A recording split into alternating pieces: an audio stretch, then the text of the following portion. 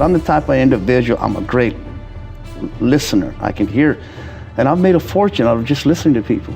The very thing that disqualified me, vision used to qualify me. Sometimes when somebody tells you the truth, you've got to learn not to be offended and use that because it is the truth. Need motivation? Watch a top 10 with Believe Nation. Top 10, I got a top 10. Got my motivation high for my top 10. Gotta learn from the wise women and men. All my life, like na na na na. For my top 10, top 10, na na na na. This one's for my top 10. Hey, it's Evan Carmichael, and I make these videos because you are probably the most ambitious person in your circle, but you know you're capable of more, and you get that push by surrounding yourself with the best. So today, let's learn from one of the best, Richard Montañez, and my take on his top 10 rules for success. Enjoy. Okay, let's kick it off with rule number 1, influence with your work ethic. My grandfather said something to me that I say is the reason I'm successful, and I love to tell young people this. You know, we've spoken at Harvard, Notre Dame, some of the top schools in the country, and I always say this, and he asked me, what are you going to do? I said, I'm the janitor. I have to mop the floors. And he looked at me and he said, when you mop that floor, you make sure that it shines. So when people see it, they know that a Montanez mopped it. And my dad said, listen to your grandpa. You know, I actually took that on. And this is what I tell people. And you know, maybe some people will get it and some won't. I said, as much as I love the compensation, the promotions, Frito-Lay, Hot Cheetos, Pepsi, the truth is, it was never about them. It was always about my last name. You know, it was always about that, you know, and I'm mopping the best I could. And I saw that I was having an influence. And people say, how can you have an influence when you're just a janitor? And I told people, there's no such thing as just a janitor. When you believe in your heart, you're going to be the best. No such thing as a waiter, a bus driver. And what was happening was, my job was to clean the bathrooms, the lunchroom, and all the managers' offices before they came in the morning. So the workers would go into the bathroom, and the bathroom was spotless. It smelled good, and they'd come out with a smile like, hey, who cleaned that? And then they'd go into the lunchroom, and it was, you know, spotless. And I wasn't complaining like throw your own trash. I was just cleaning and smelled good. And then in the morning, the managers were, you know, opening up their offices and saying, wow, my office is spotless. Who did this? And everybody pointed to that janitor and said, Richard Montanez. And that's when I learned that at a very young age that I had an influence. I could influence people without saying one word by my work ethics. I put a smile on their face and never even said anything. And then I realized too, you know, some of these quotes that are ancient, exactly that, they're ancient. Somebody said, you get promoted by who you know. I said, that's not true. You get promoted by who knows you. You can say you know the CEO or the manager all you want, but if they don't know, and that's what was happening as a janitor, people were knowing who I was just because of my work ethics. I hadn't even spoken a word yet. Rule number 2, be a good listener. Young students today don't have those abilities to sit down with, you know, I always say, sit down with your grandpa. You know, maybe he wasn't CEO or something, but listen to her stories, his stories, whatever, because there's a wealth of information in there. They overcame. They were through some tough times, some generations that they've done some things. And I always find it fascinating when I can find someone who's older than me and wants to talk to me. I'll just sit there and listen to them. And you never know. Somebody says, where do you get your ideas? I said, by listening to people. You know, people will say things and they don't even understand what they said. But I'm the type of individual, I'm a great listener. I can hear. And I've made a fortune out of just listening to people. Rule number 3, have a vision. There isn't anything that you can't accomplish if you have vision. You see, when I started with Frito-Lay in 1976, I didn't have a whole lot of going for me. I had no education, was told I would never be anything, but I had one thing, I had vision. And this is what vision did for me. When others saw what I was, vision saw what I would become. The very thing that disqualified me, vision used to qualify me. Rule number 4, use the truth. 2 weeks, my that time manager called me up. You know, the probation period was actually 30 days, and 15 days had gone by, and he said, I got to let you go. And I can't tell. I mean, I didn't even have a hard time talking about it because it was so long ago, but what it did to me, I was just totally devastated. Like, you know, I blew the only shot that somebody like myself, because you have to understand, you know, people say you don't make right choices when you're in the hood. Or ain't too many good choices coming to the hood. You know, I don't frown on anybody who's from that area because that's where I come from. You know, I come from the ghetto. My leadership is from the hood. So I just thought, man, it ain't going to come again. And I blew it, you know. So I begged him like, man, you know, please, you know, let me, you know, what did I do? Then he said, well, you know, you don't show any initiative. I didn't know what the word meant. And here's what he was saying is, he told me to mop this. And I did it so fast and so good that I was finishing too early. So I didn't know what to do. So guess what I did? Is I mopped it again. So I just kept cleaning the same stuff within those 8 hours, knowing that I'd done it in 4 hours. But listen to this, no one had ever done it in 4 hours. So he said, you show no initiative. And I didn't know what that meant. So I went, and I begged him. I said, just give me 2 more weeks. I will be the most initiative person you ever see. Please, please. And you know, it's part of my destiny. He said, okay, you got 2 weeks. So I went home, and Judy's been my teacher, my inspiration, you know. I said, Judy, I almost got fired. And she said, what happened? And I said, he said I didn't have any initiative. And I said, what is that? And then she began to explain to me, and it hurt. I mean, it hurt inside, and it hurt so much that it took me over the edge. I ain't never going to hear that word again. No one ever going to say that Richard has no initiative. I knew where I was at that time. I knew there was racial discrimination everywhere. You know, not to point any fingers, but you know, that was the 70s. You know, we just came out of the 60s. So I didn't have a whole lot of choices. You know, I quit school. I didn't have a high school diploma. You know, I just saw that, you know, I'm a visionary. You know, and the problem with being a visionary is we're 5 to 10 years ahead of everyone else. You got to have patience to let everybody else catch up. So I knew, you know, I wasn't going to get mad. I was hurt and broken because it was the truth. It was the truth. I didn't have any initiative. And that's why I teach young people, sometimes when somebody tells you the truth, you've got to learn not to be offended and use that because it is the truth. Even there's a scripture in the Bible that Paul even wrote that I love. He said, am I your enemy because I tell you the truth? You know, and today people can't take that. Well, I'm quitting. I'm getting the hell out of here. You know, he can't talk to me like that. You know, sometimes I say, you know, don't get abused, but hang in there. You know, build something. And that's how I felt like I didn't have it. I wanted that job real bad. I wasn't going to quit just because, you know, it was true. I didn't have any initiative. So he didn't lie to me. He wasn't picking on me. He's probably one of the best things that anybody could have ever said to me. Also, if you want to have more self-confidence and self-belief, I've designed a special free training to help you do it.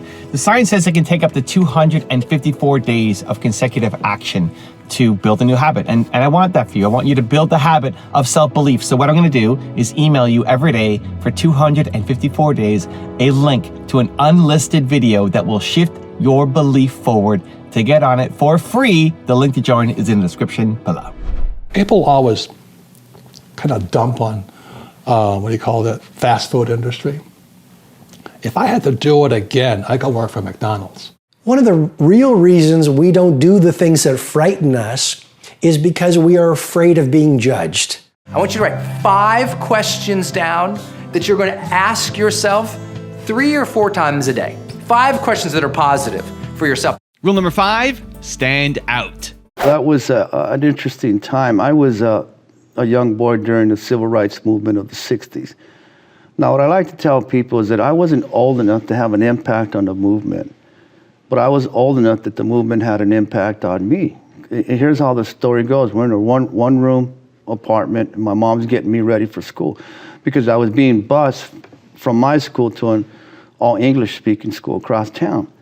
And I remember I'm crying because I don't want to go to school. My mom says, why not? And I said, because everybody speaks English. You know, it's not fair for me. I can't speak a word. This is before bilingual, no translators. And that's the other thing. I'm glad you brought that up. Is people forget is that, you know, during my days, there were no bilingual classes. If you wanted your license, you needed to know English. It was pretty difficult. It was different.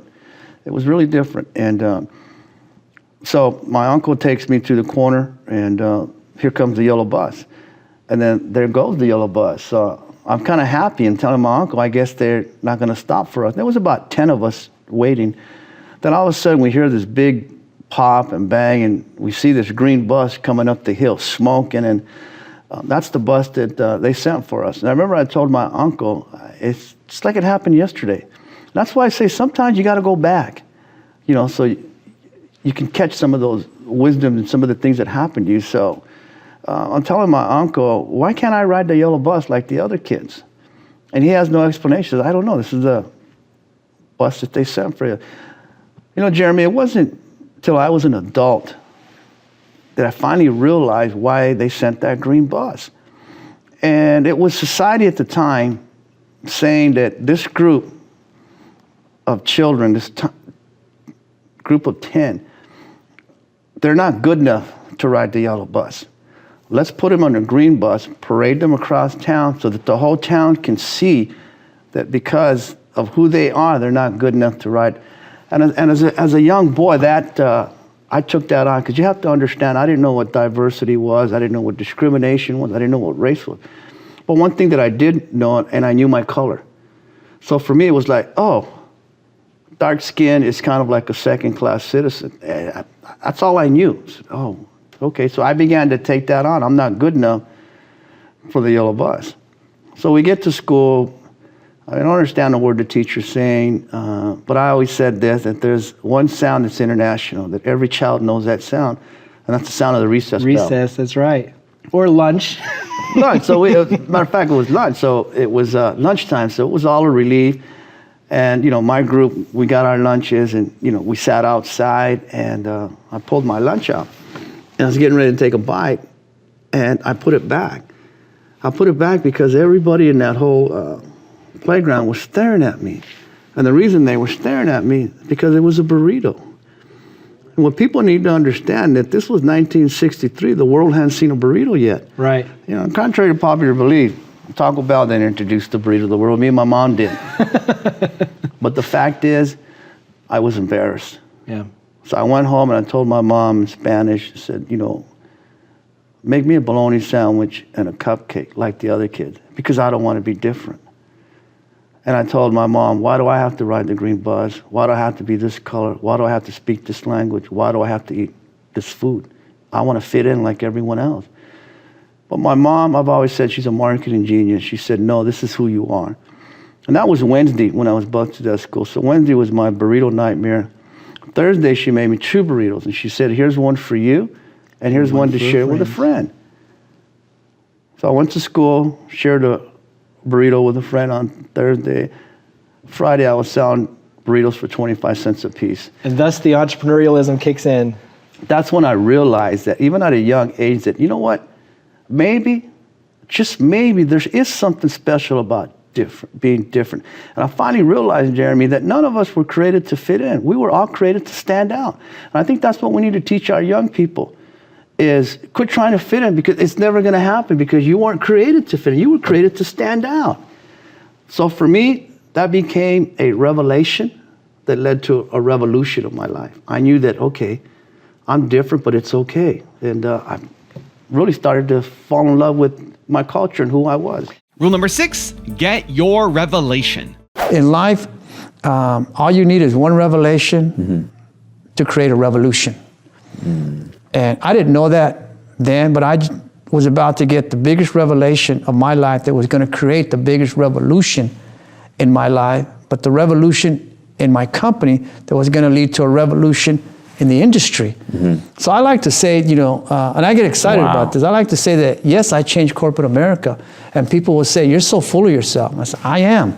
You know, because I know what I did, and I think that's something that we have to teach young people too. So I revolutionized how you see corporate America today. It's not the same it was 20, 30 years ago. I think when, you know, how I got that revelation is I was looking and I saw all these spices, and then I looked at our products and like, we didn't really have a lot of spices. So that was a revelation. Create something with spices for those who enjoy, you know. I mean, everybody loves spices today, you know, I mean. But especially being Latino, yeah, you especially enjoy it. Yeah, you know, you know, so that's what we decided to do. And then again, here comes another revelation. I didn't know what to do. I just like, okay, I got to make something. I didn't know what that was, you know, what that would look like, what it would be. But I'm sitting in my old house, and you know, here comes the elote man, and I buy an elote, and he puts the chile on it, the cheese and everything. This is the truth. Remember, one revelation. What is a revelation? Something that was always there, but it's been revealed to you. So I took a bite, and when I looked at it, it was like, this looks like a Cheeto.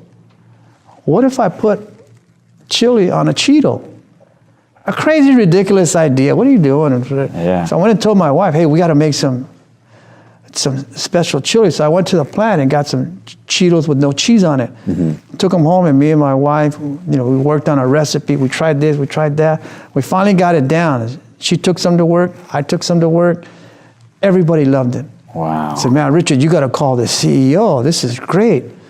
Well, keep in mind, you don't call the CEO. Right. You know, I didn't know any better. That's what I'm saying. Sometimes you've got to be willing, you know, to do the things that you're not sure of. Rule number 7, dream. Back in my days, you know, when I first started off, you know, I've been with my wife since we were kids. You know, we've been together 40 years. We've been married 35 years, been together 40 years.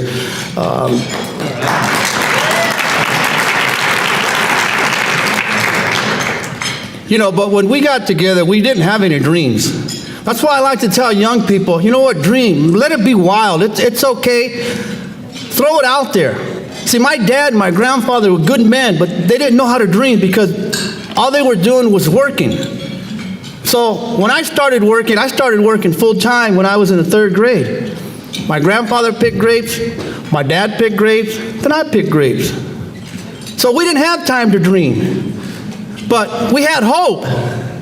And our hope that someday we would have a better future, that someday, maybe someday we don't have to worry about how we're going to feed our kids today. Maybe someday we'll have a bank account.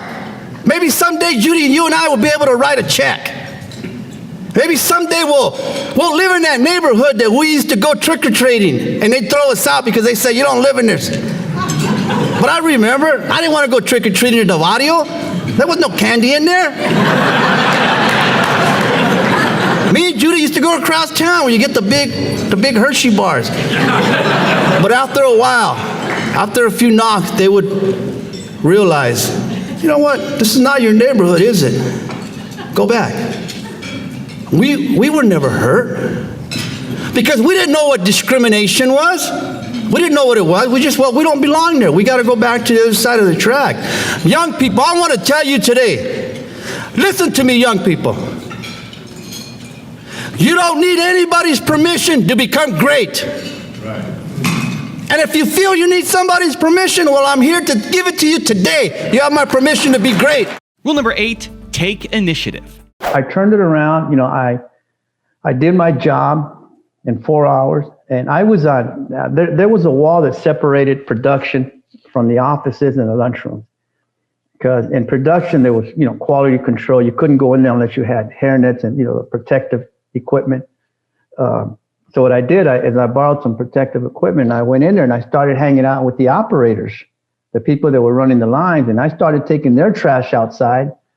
And then if they wanted, this is cool, this is the truth, I don't know, you know, people will like it, but if they wanted a cigarette break, you know, to go outside and smoke, you know, this is the 70s, right? You know, everybody smokes.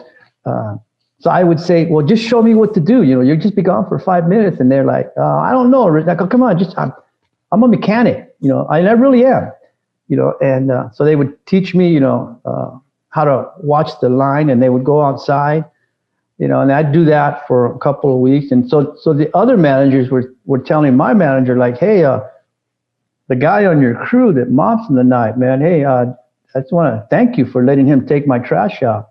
My guys helped him. And they were like, what? Who did that? And he was like, okay. He was like, no one had ever done that. You heard the old statement, that's not my job.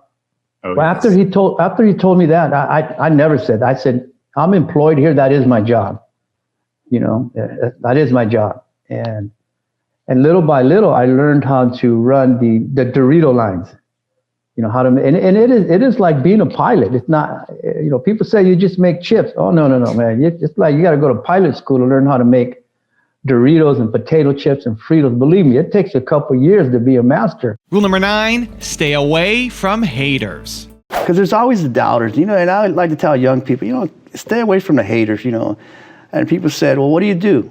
I said, I'm the janitor. Oh, you're just the janitor? And I've said, you know what? There's no such thing as just a janitor. There's no such thing as just a waiter. There's no such thing as just. When you believe in your heart that you're going to be the best, and I believed in my heart, and people were taking that, and that floor shine. And rule number 10, the last one before a very special bonus clip, is love yourself. I like who I am.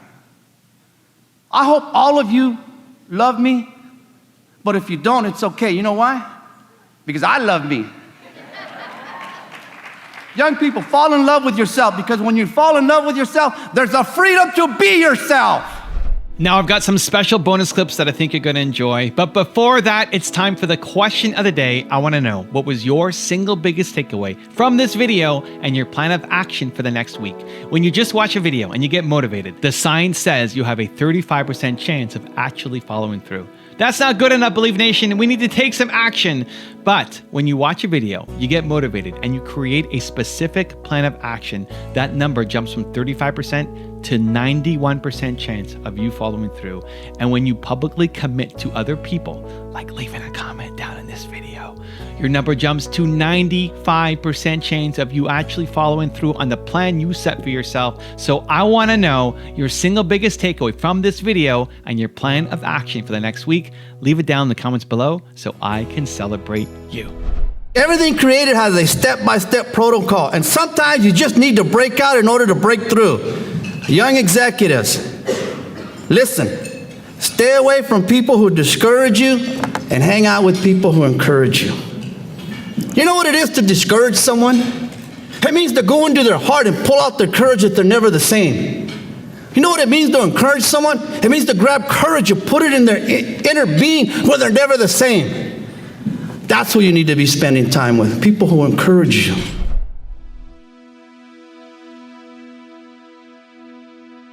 If you want to see the top 10 I did on Indra Nooyi, check it out right there next to me. I think you'll love it. Continue to believe, and I'll see you there. I might be a CEO today, and I love the job, I love where I am, but I will tell you, if I had to write a letter to myself as a younger person, I'd say, be careful about all the choices you're making.